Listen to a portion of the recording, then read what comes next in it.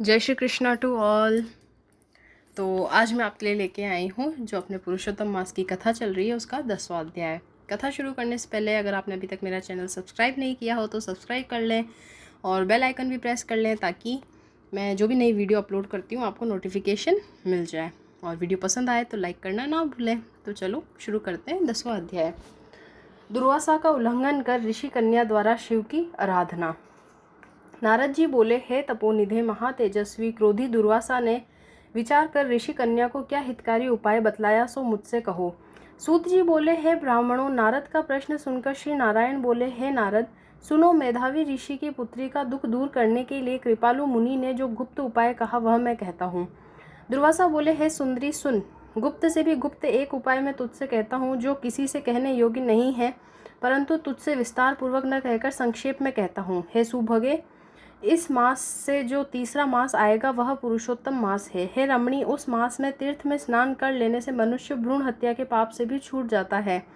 इसकी कार्तिक आदि 12 महीने तुलना नहीं कर सकते। सब मास, पक्ष और जितने पर्व दिवस हैं वे सब पुरुषोत्तम मास की 16वीं कला के समान भी नहीं हैं।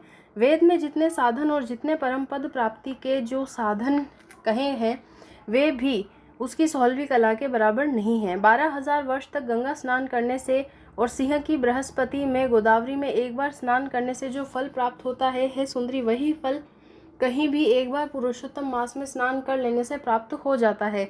श्री कृष्ण के प्रिय इस पुरुषोत्तम मास में स्नान, दान, जपादि करने से सब मन वांछित फल प्राप्त होते हैं। इसलिए तुम शीघ्र ही पुरुषोत्तम मास की आराधना शुरू कर दो। मैंने भी इसका सेवन किया है। हे बाले, एक समय की बात है कि मैंने क्रोधित होकर राजा अम्बरीय को भस्म करने के लिए कृत्या नाम की राक्षसी भेजी थी। तब हरि भगवान ने अपना तेजोमय जलता हुआ चक्र मुझे ही भस्म करने को मेरे पीछे भेज दिया था, परंतु मेरे पुरुषोत्तम मास के व्रत करने से सुदर्शन चक्र वापस चला गया। हे सुंदरी, उस चक्र में त्रिलोकी को भस्म कर देने की शक्ति है, परंतु वह मेरा कुछ भी नहीं बिगाड़ सका, तो मुझे बड़ा आश्चर्य हुआ। हे सुभगे, इससे तुम श्रीमान पुरुषोत्तम मास का सेवन करो, तुम्हारे दुर्भाग्य के दिन फिर जाएंगे। मुनिराज मुनि कन्या से ऐसा कहकर चुप हो गए। तब श्री कृष्ण बोले, हे युधिष्ठिर, दुर्वासा के वचन सुन। होनहार के वश वह मूर्ख मुनि बाला मन में क्रोध कर मुनि श्रेष्ठ दुर्वासा से बोली, हे ब्राह्मण, हे मुनिवर, आपका कथन मुझको अच्छा नहीं लगा। क्या माघ आदि निसार हो गए? क्या कार्तिक मास का महत्व कम हो गया? यह समझाकर बताइए। क्या वैशाख मास इच्छित फल नहीं देता? क्या सदा शिव से लेकर जितने देवता हैं वे आराधना करने से इच्छा फल नहीं देते? पृथ्वी पर सूर्य देवता जिनके प्रत्यक्ष दर्शन है वे तथा अंबिका देवी मनोरथ पूरी नहीं करती? व्यतिपातादि योग और शिवादि देवताओं का उल्लंघन करके पुरुषोत्तम मास की प्रशंसा करते हुए क्या आपको लज्जा नहीं आती? यह मलिन मास तो सब कर्मों में निंदित है। हे मुने, सूर्य संक्रांति रहित मल मास को आप श्रेष्ठ कैसे कहते हो?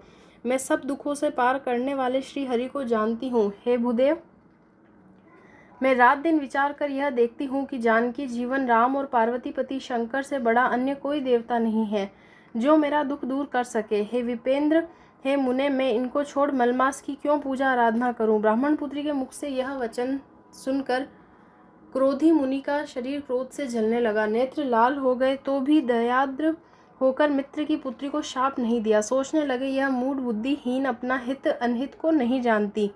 पुरुषोत्तम महात्म्य को पंडित लोग भी नहीं जानते, फिर कम बुद्धि वाले पुरुष और विशेष करके कुमारी कन्या कैसे जाने?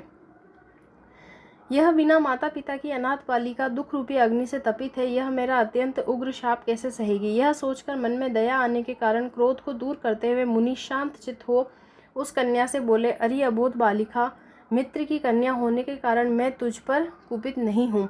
तुझे जो अच्छा लगे वही कर। हे बाले, मैं तुझे कुछ भविष्य की बता रहा हूँ, उसे सुन। तूने जो पुरुषोत्तम मास का निरादर किया है उसका फल तुझे अवश्य मिलेगा, चाहे इस जन्म मिले या अगले जन्म में मिले। अब मैं नर नारायण के आश्रम बद्रीनाथ धाम को जाता हूँ। हे भीरू, तू अपने अलहड़ स्वभाव के कारण अपना भला बुरा नहीं सोच रही है। मेरा यहाँ बहुत समय बीत गया। शुभ अशुभ होनहार को कोई मिटा नहीं सकता। मैं जा रहा हूँ, तेरा कल्याण हो।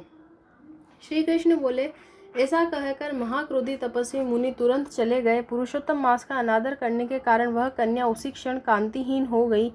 उसने विचार किया कि मैं तत्काल फलदाता पार्वतीपति देवेश शिव शंकर की तपस्या द्वारा आराधना करूंगी। हे राजन, मेधावी ऋषि की पुत्री मन में ऐसा निश्चय करके अपने आश्रम में ही रहकर शिवजी का महाकठिन तप करने को तैयार हुई।